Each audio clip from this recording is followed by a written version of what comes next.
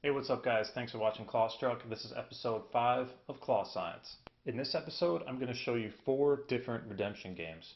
I'll present you with some facts for each and ask you the question, would you play or would you pass? After you've answered the question for yourself, I'll give you one play on each machine and then give you my answer. Then, I'll explain my response and break down each machine so that next time you play, you win. The first machine we're going to look at is this Pac-Man play machine. As I walk up to it, I'm checking it out. You want to see what are the pros and cons. Looking at the pros, the plush size matches the claw size for the most part. There are some that are too small. And there is gettable plush, so there's plush sitting on top of the other prizes. It's been worked out. They're not all packed in tight. Some of the cons to this machine, it is a Namco machine, and historically they're always on a set payout rate. The operator sets it and you're playing against those odds. I also see that the claw rings around the coil are set kind of high and there is separation. This means that the claw may not close, but it definitely means that even when it's closed, it can open up if the prize is too heavy. Alright guys, it's time for you to decide, would you play or would you pass? Alright guys, Pac-Man by Namco. See if it's due to pay out. The rings are sitting kind of high, so I'm worried about that. I like this duck on top. It's sitting up away from the prizes and it's the right size for the claw. Let's see if we get a good drop. That's a good clamp. Let's see if it loosens up. Yeah, you can see that the claws don't even close all the way. Well guys, what did you choose for the Pac-Man game? Put it in the comments down below. Clawstruck has to go with a pass on this one. You know, if it weren't for the rigged claw mechanics and the fact that all these have a pretty low payout rate, you got a pretty good shot here. You're playing against the odds. But, you know, I will say if you got some money to spend, maybe you got $5 you want to throw down, you got a pretty good shot. The claw will eventually stay at full strength, won't drop the prize. But if you're only looking to spend $1, I would pass on this one. Let's take a look at what I'm talking about. We can see here that the claw mechanics are a little rigged, so the claw doesn't make a full closure, and it has a little bit of wiggle room to open even when it's at full strength if the prize is too heavy or wedged in the claw. If we take a look at the page in the manual for the claw that the operators use to program the payout rate, you can see it starts at 20 and only goes up to 50% with the default at 33. So if payouts turned on at all, your best bet is 50-50 here. Not bad, but you know, some claws are better, and the fact that they don't even give them an option makes it a little less desirable. Our second machine is the Plush bus.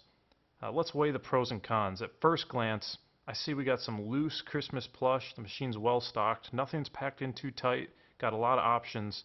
I also see that the claw rings are sitting very low and they're tight. So that means the claw is going to have a full closure and there's no extra wiggle room even when it is at full strength. Some of the cons, it is another Namco machine. So again, we're looking at a payout rate here historically.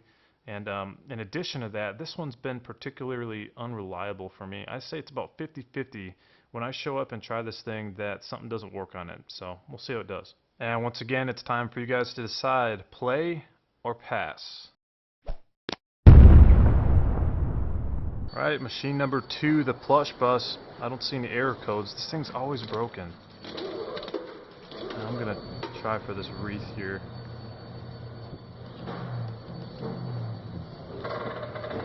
Oh, man, what a piece of junk. So the claw closed, but it didn't drop. This thing's always doing it. Time to call this number. Well, what'd you pick for this one? Put it in the comments down below. Let us know what you thought about this machine. Clawstruck is going to have to give it a pass, of course. It's broken. You know, if it was working, I would have given it a play. You got a good claw, you got good plush, and I don't mind playing against the payout odds as long as I know that I am playing against a payout. If you're not the kind of person that likes to gamble and you prefer a 100% skill game, then I could understand why you'd want to pass on this one. Let's take a quick look at the claw itself. You can see here the distance from the bottom of the coil to the rings is much smaller than the other claw, and all the rings are stacked real tightly. This is how you know you got a good claw, or at least a claw that's not working against you. And machine number 3 is the infamous Keymaster. Let's look at pros and cons. One of the good things about this machine is that it's always high dollar items in here. Your wins are going to be of good value. Another good thing about this particular machine is the bottom row is still full, and what that means is it hasn't paid out what we're going to assume to be its best payout rate yet, and you always want to go for that lowest dollar value for the best odds. Some of the cons, well, it's a Keymaster. Enough said. These things come from the factory with a default payout rate of 1 in 700, and they're capable of going up to 1 in 9,999. So the odds are definitely against you. You're playing $1 a play. You really just, when you walk up, you're gambling. Has the machine gotten enough money to pay out yet? Otherwise, it's always going to add a little extra movement to make sure that you don't win. Once again, time for you to voice your opinion. Would you play or pass? Keymaster. Take a look at this thing. It hasn't paid out the bottom row. That's good. One in the middle. Never go for the top row. Your odds are terrible. Unless you got a bunch of money. Oh, it already... Oh, sorry, put quarters in too late. Compulsory upper deviation. That's where this machine adds an extra couple millimeters to make sure you don't win. Like that. Didn't win? No surprise. I'm curious to see what you guys pick for this one. Please comment down below. You know, this game it's more gambling than skill. Of course, once it's due to payout, it is a skill game, but we're going to have to give it a play. You know, we try to play these when we see them, especially if the bottom row hasn't paid out. We'll put in a few bucks because, you know, it can be fun if you enjoy the gambling aspect of it, or you just like the thrill of trying to win a higher dollar prize. You know, 25 bucks is pretty good. Let's take a look at the manual for this game. This is the payout rates I was referring to earlier. So each row has its own individual payout rate, and you can see the range 1 to 9,999, and you can see the default rate is 700. So pretty bad odds for the player, but that's why they put such high dollar prizes in here to try to entice you, make it worth it. The fourth and final machine for today is this Meyer Claw. That's actually a toy shop by Sugarloaf. Let's look at the pros and cons. One of the great things about all these toy shop Sugarloaf machines is that they come from the factory as a fixed strength claw. I have yet to find one that has a payout option based on a prize sensor.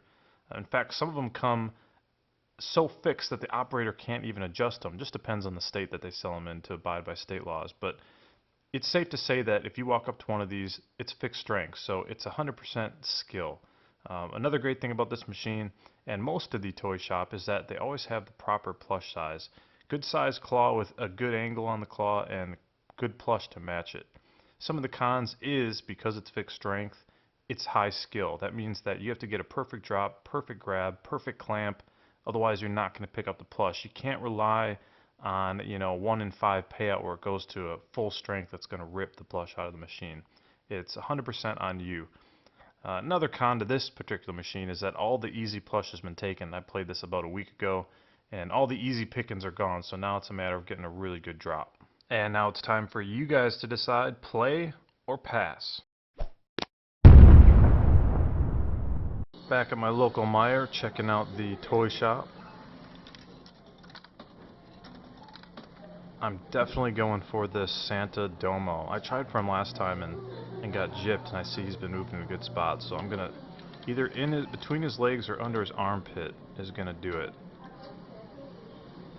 Oh, nice. Perfect clamp too. There you go. That's exactly how you do it. The pig didn't interfere this time. Sweet. Santa Domo. Hey, let us know what you picked in the comments down below for this game. You know, for us, this is an easy play. We love the toy shops. They always have great seasonal and name brand plush.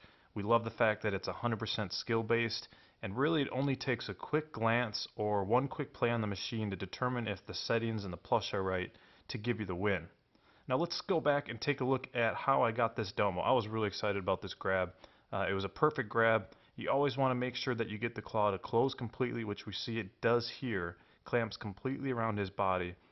And you also want to make sure you can get it hooked on something, and this is how you play the skill games. If it doesn't have the strength, you need a mechanical advantage in addition to that. So get it under his armpit or between the legs, help the claw hang on to him, even if the strength isn't all there. That's it for this episode of Claw Science. If you guys have any comments or recommendations for future episodes, put them down below. If you enjoyed this video, please let us know by crushing the like button and hit subscribe so you're the first one notified of any future uploads. Thanks for watching.